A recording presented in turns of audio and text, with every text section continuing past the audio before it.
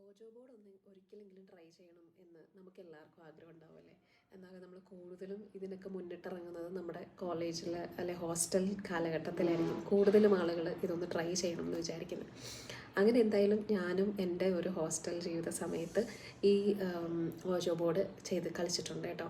അപ്പോൾ ഞാൻ എൻ്റെ അമ്മയുടെ വീട്ടിലൊക്കെ ഇതിങ്ങനെ അവർ ചെയ്യുന്ന കണ്ടിട്ടുണ്ട്. അവരിതൊരു ഗെയിം പോലെയാണ് കാണാറ്, എല്ലാവരും കൂടെ ഇരുന്ന് ഇതൊക്കെ കളിക്കുന്നു. അങ്ങനെ ഒരു ഗെയിം ഫീലിംഗ് അത്രയേ ഉള്ളൂ. അത് രാത്രിയൊന്നുമല്ല, പകൽ വെളിയിലൊക്കെ ഇരുന്ന് അങ്ങനെയൊക്കെ കളിക്കുന്നത് കണ്ടിട്ടുണ്ട്. അപ്പോൾ എനിക്കിതിൻ്റെ സീരിയസ്നെസ് ഒന്നും അറിയത്തില്ല. അപ്പോൾ എന്തായാലും ഹോസ്റ്റലിൽ ഞങ്ങളുടെ കൂടെ ഒരു ജൂനിയർ ഉണ്ടായിരുന്നു. പുള്ളിക്കാരിക്ക് നല്ല ഇതിനെക്കുറിച്ച് ഭയങ്കര അറിവായിരുന്നു. പുള്ളിക്കാരി പറഞ്ഞു എനിക്കറിയാം, ഞങ്ങളിത് ചെയ്യുന്നതാണ്, എനിക്കറിയാം എന്ന് പറഞ്ഞു. അങ്ങനെ പുള്ളിക്കാരി പറഞ്ഞു അപ്പോൾ കൂടെയുള്ള വേറെ ആർക്കും അറിയില്ല, അപ്പോൾ എല്ലാവർക്കും ഇതൊന്ന് എക്സ്പീരിയൻസ് ചെയ്യണമെന്ന് ഭയങ്കര ആഗ്രഹം. അങ്ങനെ ഞങ്ങളെല്ലാവരും ഇത് ഹോസ്റ്റലിൽ ഒരു ദിവസം രാത്രി, ഹോസ്റ്റലിൽ ആൻറ്റി ഒന്നും അറിയരുതല്ലോ, അപ്പം ഞങ്ങൾ വളരെ സൈലൻറ്റായി ഞങ്ങൾ കിടക്കണ മെത്തയുടെ പുറത്തുനിന്ന് കട്ടിലിൻ്റെ പുറത്തുനിന്ന് മെത്തയൊക്കെ മാറ്റി ഈ കട്ടൗട്ട്സ്, ഞങ്ങൾ ചെറിയ കട്ടൗട്ട്സാണ് എടുത്തത്, പേപ്പറിൽ കട്ട് ചെയ്ത് ഇതെല്ലാം വട്ടത്തിലൊക്കെ വെച്ചു. ക്യാൻഡിൽസും കോയിനും ഒക്കെ വെച്ച് എല്ലാം സെറ്റായി റെഡി ആയിട്ട് ഇരിക്കുമായിരുന്നു. അങ്ങനെ രാത്രി ഞങ്ങൾ ലൈറ്റൊക്കെ ഒരു 11 മണിയൊക്കെ കഴിഞ്ഞപ്പോൾ ലൈറ്റൊക്കെ ഓഫ് ചെയ്ത് ഞങ്ങളിത് ചെയ്യാൻ തുടങ്ങി. അപ്പോൾ ഞങ്ങളുടെ ജൂനിയർ ഞാനും കുട്ടിയും ഞങ്ങൾ എക്സ്പീരിയൻസ് ഉള്ളവരായിരുന്നു, ഞങ്ങളാണ് ആദ്യം വിരൽ വെച്ചത്. അപ്പം ഈ കുട്ടി ഇങ്ങനെ വിളിക്കാൻ തുടങ്ങി, ഗുഡ് സ്പിരിറ്റ് പ്ലീസ് കം എന്നൊക്കെ പറയാൻ തുടങ്ങി.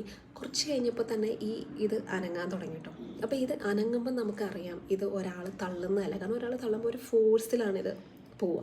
ഇതങ്ങനല്ല, ഇത് ഭയങ്കര ലൈറ്റായിട്ടാണ് ഇതിങ്ങനെ മൂവ് ചെയ്യുന്നത്. അങ്ങനെ എന്തായാലും ഇത് മൂവ് ചെയ്യാൻ തുടങ്ങി. അപ്പോൾ ആരാന്ന് ചോദിച്ചപ്പോൾ ഒരു കുട്ടിയാണെന്ന് പറഞ്ഞു. 10 വയസ്സ് 9 വയസ്സുള്ള ഒരു കുട്ടിയാണെന്ന് പറഞ്ഞു. അതിനെന്തോ അസുഖം വന്ന് മരിച്ചതാണെന്ന് പറഞ്ഞു. അങ്ങനെ ഓരോന്നിങ്ങനെ കാണിക്കാൻ തുടങ്ങി. ഞങ്ങളുടെ കൂടുതൽ ആരെങ്കിലും അറിയാമോ എന്ന് ചോദിച്ചപ്പോഴത്തേനും എൻ്റെ പേരാട്ടോ കാണിച്ചത്. പക്ഷേ എനിക്കാണെങ്കിൽ അങ്ങനെ 10 വയസ്സിൽ മരിച്ചുപോയ ആരെയും എനിക്ക് അറിയത്തൊന്നുമില്ല. പക്ഷേ എന്നെ അറിയാമെന്നാണ് ആ കുട്ടി പറഞ്ഞത്. അതിനുശേഷം പിന്നെ ഓരോ പിള്ളേരാണെങ്കിൽ ഇങ്ങനെ ഒരുമാതിരി ക്വസ്റ്റ്യനൊക്കെ ചോദിക്കും. അതായത് ഞാൻ കല്യാണം കഴിക്കാൻ പോകുന്ന ചെറുക്കൻ്റെ ആദ്യത്തെ ലെറ്റർ എന്തോ, ഇങ്ങനെയൊക്കെ ചോദിച്ച് ഭയങ്കരമായിട്ട് അതിനെ അങ്ങ് ദേഷ്യപ്പെടുത്തിയും തോന്നണു. കുറച്ച് കഴിഞ്ഞപ്പോഴത്തേനും ഈ ക്വസ്റ്റ്യനൊക്കെ കേട്ട് കഴിഞ്ഞപ്പം ഇത് അങ്ങ് വല്ലാതെ മൂവ് ചെയ്യാൻ തുടങ്ങി. ഇത് കറങ്ങി ഞങ്ങൾ എഴുതി വെച്ച ഈ ലെറ്റേഴ്സൊക്കെ അങ്ങ് എറിയാൻ തുടങ്ങി. അത് വെച്ചാൽ തെറിച്ചു പോകാൻ തുടങ്ങി.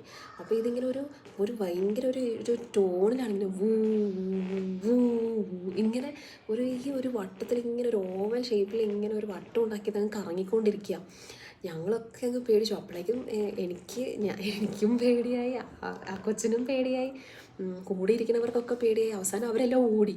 അങ്ങനെ പിന്നെ കുറേ നേരം കഴിഞ്ഞപ്പോൾ ഈ കൊച്ചു പോയോ എന്നൊക്കെ പറഞ്ഞ് പോയിന്ന് തോന്നണു. എന്തായാലും ഞങ്ങൾക്ക് വല്ലാത്തൊരു അനുഭവമായിരുന്നു കേട്ടോ. അപ്പോൾ അതുകൊണ്ട് ഇതാരും ട്രൈ ചെയ്യാതിരിക്കുക. കുറച്ച്